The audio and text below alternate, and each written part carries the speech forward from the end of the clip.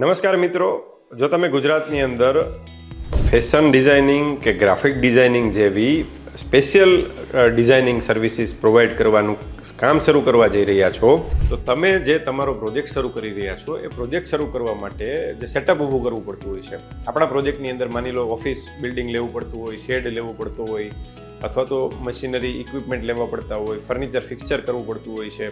તો આ બધા જ જે ખર્ચા આપણે કરીએ છીએ, કેપિટલ કોસ્ટ કરીએ છીએ, કેપિટલ એક્સપેન્ડિચર કરીએ છીએ. આ એક્સપેન્ડિચર કરવા માટે, આ ઇન્વેસ્ટમેન્ટ કરવા માટે જનરલી આપણે પ્રોજેક્ટ રિપોર્ટ બનાવીને નેશનલાઇઝ કે કોઓપરેટિવ બેંકમાંથી આપણે લોન લેતા હોઈએ છીએ, ટર્મ લોન લેતા હોઈએ છીએ.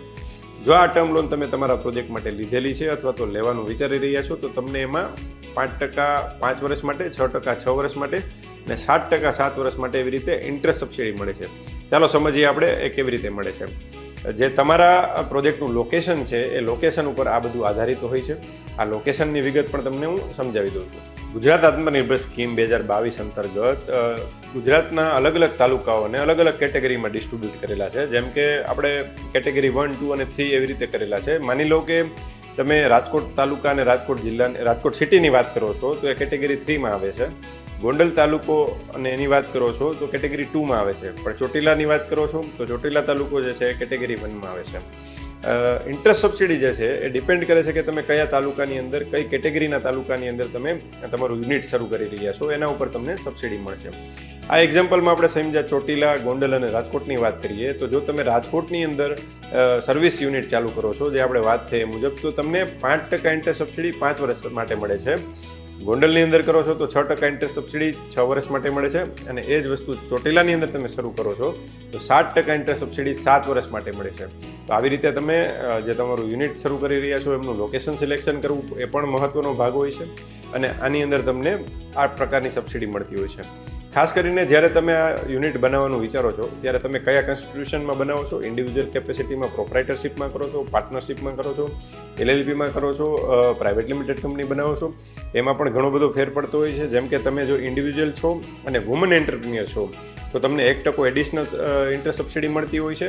તમારી એજ 35 વર્ષથી નીચેની છે તો પણ તમને 1% એડિશનલ ઇન્ટરેસ્ટ સબસિડી મળતી હોય છે. જેમ કે તમને 5% મળવાપાત્ર છે રાજકોટની અંદર, તો એ 5% વાળા વુમનના કેસમાં 6% થઈ જાય અને એ વુમન 35 વર્ષથી નીચે હોય તો 7% થઈ જાય. મેલ કેન્ડિડેટ હોય, મેલ એન્ટરપ્રિન્યોર હોય અને એ કરે છે 35 વર્ષથી નીચે છે તો એમને પણ 5% પ્લસ 1% મળે છે. LLP કે પ્રાઇવેટ લિમિટેડ કંપનીને DPIITનું રજિસ્ટ્રેશન એટલે કે સ્ટાર્ટઅપનું રજિસ્ટ્રેશન કરીને જો તમે શરૂ કરો છો તો એવા કેસમાં પણ 1% એડિશનલ તમને મળતો હોય છે. આ ઘણા બધા પ્રકારે તમે ઇન્ટરેસ્ટ સબસિડીનું પ્લાનિંગ કરી શકો છો અને વધુમાં વધુ ઇન્ટરેસ્ટ સબસિડીનો તમે 5%થી લઈને આમ કેલ્ક્યુલેટ કરો તો 9% સુધીનો લાભ લઈ શકો છો. પણ મેક્સિમમ જે તમે લાભ લ્યો છો એ બાદ કરતાં જે તમારી ટર્મ લોન છે એમાંથી 2% ઇન્ટરેસ્ટ તો તમારે ભોગવવું પડે છે. એટલે કે 10%ની લોન હોય તો વધુમાં વધુ 8% ઇન્ટરેસ્ટ સબસિડી લઈ શકાય. તો આ ઇન્ટરેસ્ટ સબસિડીની આપણે વાત કરી.